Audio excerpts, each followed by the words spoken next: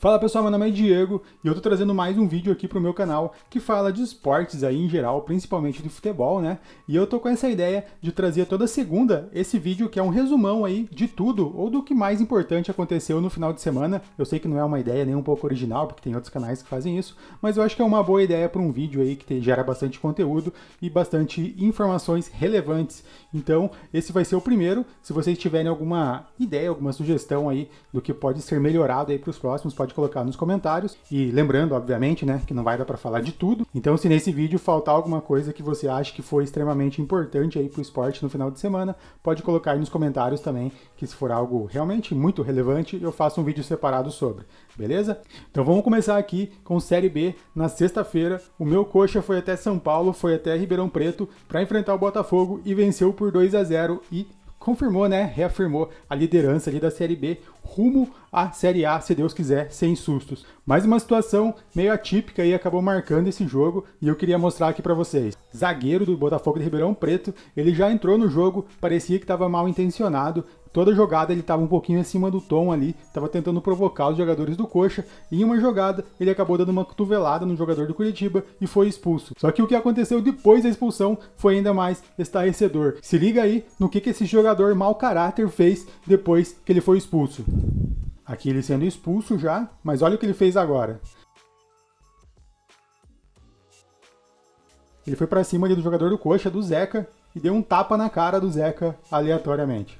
Realmente isso foi um absurdo. Eu espero que ele seja punido aí pela CBF e também punido pelo seu clube, porque além de ser expulso ali de uma forma idiota, ele acabou deixando o clube dele numa situação difícil, um clube que está brigando contra o rebaixamento. E aí falando mais um pouquinho da Série B, esse jogo que aconteceu ontem, né, no domingo à noite, mas eu vou trazer aqui para já fechar o assunto Série B, que foi Atlético Goianiense e Atlético Paranaense, onde o Atlético Goianiense venceu o Paranaense por 3-0, nosso maior rival aí, e quebrou essa sequência que o Atlético Paranaense estava de 7 vitórias consecutivas, e o Atlético Goianiense realmente está jogando muito. O Atlético Goianiense já está 8 jogos invictos sem perder, e agora o próximo confronto dele é justamente contra o Coxa, só que aqui no Couto Pereira, então com certeza vai ser um jogão de bola, mas resumindo ali, ele venceu o Atlético Paranaense, tirando um pouco esse embalo do Paranaense, e agora a classificação da Série B ficou assim. O Coxa está em primeiro, com 53 pontos, muito encaminhado, mas é o Coxa, então a gente tem que ficar alerta até o final, até as últimas rodadas,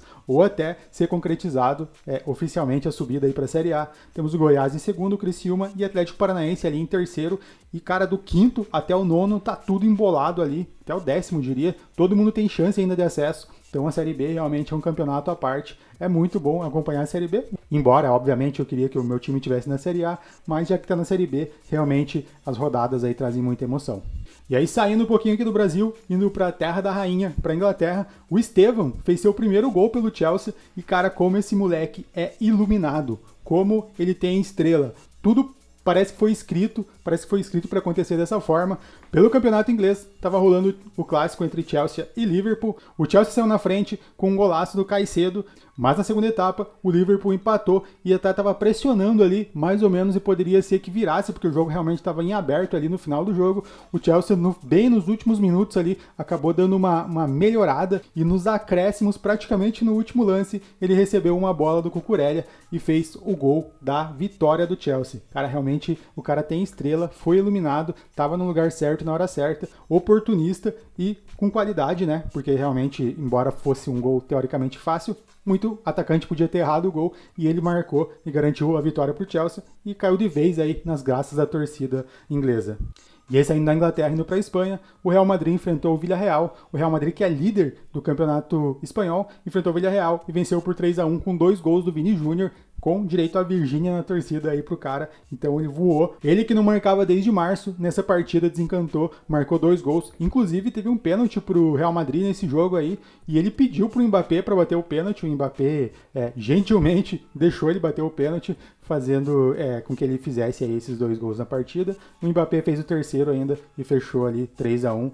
E depois ainda o Barcelona perdeu pro Sevilha por 4-1, tomou uma goleada do Sevilha. O Barcelona, que era segundo colocado, tomou essa goleada aí do Sevilha e viu o Real Madrid se distanciar um pouquinho mais ali, já que agora o Real Madrid continua em primeiro, né? E o Barcelona está em segundo, só que um pouquinho mais longe do Real.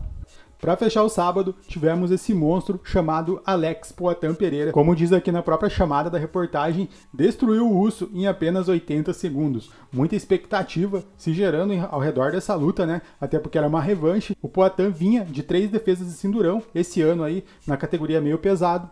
E aí, em março, ele enfrentou já o Ankalaev e acabou perdendo nessa ocasião, porém, depois o Poatan disse que ele não estava 100% nessa luta e por isso que ele achava que era justo e queria uma revanche. Foi o que aconteceu e realmente nessa revanche ele disse que entrou 100%, ele estava muito focado e você via no olhar do Poatan que ele não poderia perder essa luta de forma alguma e foi o que aconteceu. Ele não deu nem chance para o russo. Os russos têm aquele jogo meio chato, que eles gostam de agarrar, levar para a grade e ficar amassando ali para tirar a energia do adversário.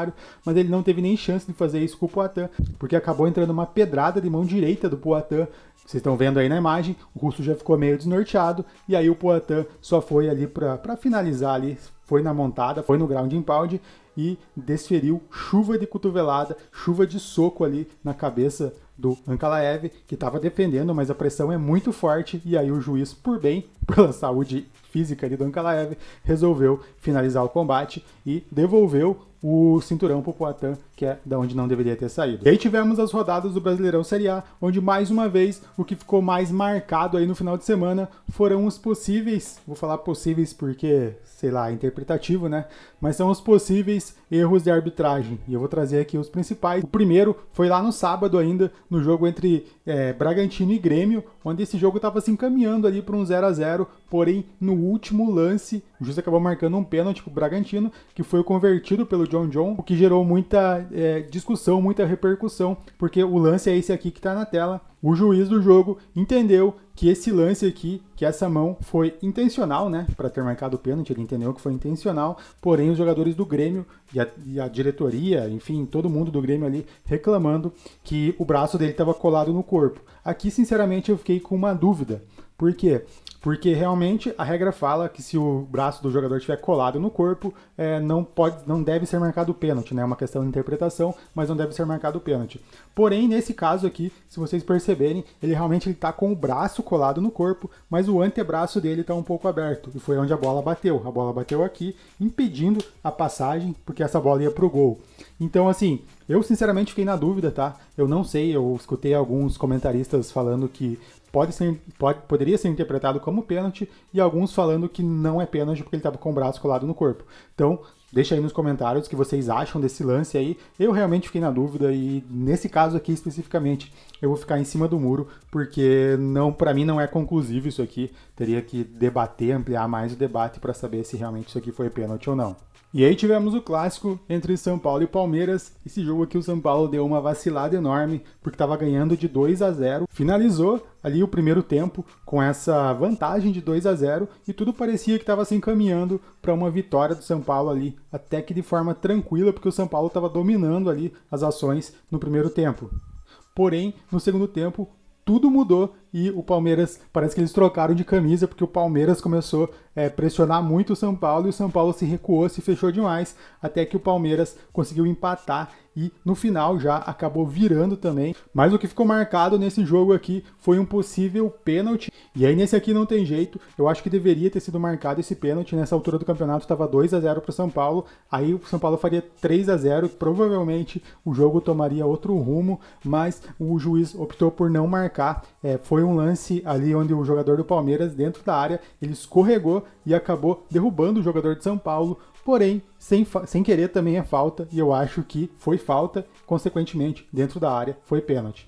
E aqui, não tem jeito, unanimemente, todo mundo que eu vi comentar sobre esse lance aqui falou que deveria ter sido marcado esse pênalti. E é impressionante como a cada final de semana os árbitros ali acabam tendo sua parcela de protagonismo no Campeonato Brasileiro, principalmente na Série A.